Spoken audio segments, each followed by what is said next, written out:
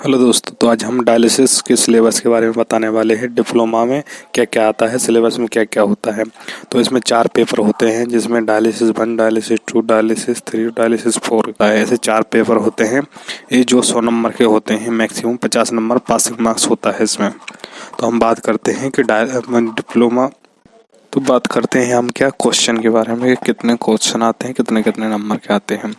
तो 10 very short question आएंगे जो 2 मार्क्स के रहेंगे, जिसमें 50 से 60 वर्ड लिखना पड़ेगा।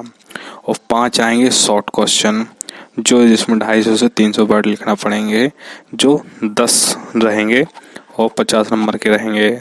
और 2 आएंगे ऐसे टाइप क्वेश्चन जो 15-15 नंबर के रहेंगे, जिसमें 30 नंबर। तो ऐसे ही मिला के 50 नंबर हो गए।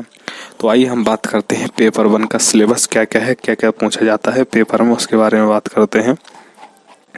पेपर 1 के सिलेबस के बारे में बताते हैं कि ह्यूमन एनाटॉमी एंड फिजियोलॉजी का होता है, जिसमें structure and function and renal system, anatomy and physiology आएगा, फर्स्ट टॉपिक है। और सेकंड टॉपिक बोलता है structure of a cell, normal anatomical structure आता है।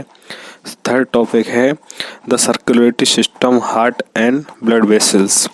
फिर फोर्थ टॉपिक अपना आता है द रेस्पिरेटरी सिस्टम, पूरा रेस्पिरेटरी सिस्टम के बारे में बताना पड़ेगा। फिर आता है अगला टॉपिक आता है digestive system, liver, pancreas and lymphatic system के बारे में।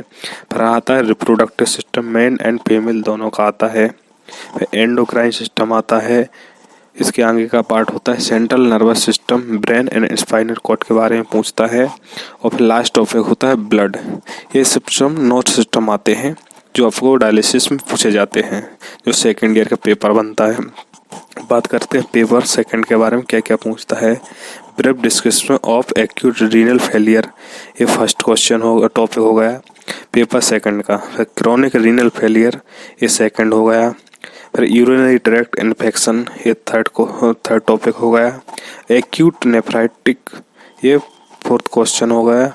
फिर नेफ्रोटिक सिंड्रोम, ये फिफ्थ टॉपिक हो गया। फिर डायबिटीज़, ये सेवेंथ हो गया। फिर हाई ब्लड प्रेशर। फिर नेक्स्ट आता है ग्लोमेरुलर नेफ्राइटिस। फिर इसके आगे आता है NSAIDs, non steroid anti inflammatory drugs, long effect of kidney, इसके बारे में पूछता है। फिर सम टेस्ट लाइक वर्न creatinine and glomerular filtration, GFR, इसके बारे में पूछता है। अब बात करते हैं पेपर थर्ड की, जो पेपर थर्ड है और डायलिसिस का सेकंड पेपर होता है, जिसमें हिस्ट्री ऑफ डायलिसिस पूछता है। फिर principle and type of dialysis पूछता है। फिर precaution before and after dialysis, ये भी पूछता है। वस्कुलर एक्सेस फ्रॉम डायलिसिस, ये भी पूछता है। Complication and management of complication during dialysis, एक टॉपिक आता है। एंटीकोगुलेशन प्रिंसिपल एंड प्रॉब्लम, ये पूछता है। फिर role of hormone, vitamin D, erythropoietin, renin enzyme, इसके बारे में पूछता है। अब बात करते हैं पेपर फोर्थ की, डायलिसिस थर्ड पेपर की। बात करते हैं पेपर फोर्थ और डायलिसिस थर्ड की। इसमें क्या होता है, haemodialysis machine, working principle and maintenance, इसके बारे में पूछता है। फिर इनिशिएशन ऑफ डायलिसिस, हीमोडायलिसिस, एक क्वेश्चन आता है। फिर physiological principle and urea kinetic modelling, इसके बारे में पूछता है। फिर हीमोडायलिसिस अपार्टिस, इसके बारे में पूछता है। फिर वस्कुलर एक्सेस फॉर हीमोडायलिसिस, एक क्वेश्चन बनता है। फिर एक्यूट हीमोडायलिसिस प्रिकॉशन, इसके बारे में पूछता है। फिर क्रोनिक हीमोडायलिसिस प्रिस्क्रिप्शन, इसके बारे में पूछता है। फिर कॉम्प्लिकेशन ड्यूरिंग हीमोडायलिसिस के बारे में पूछता है। Use of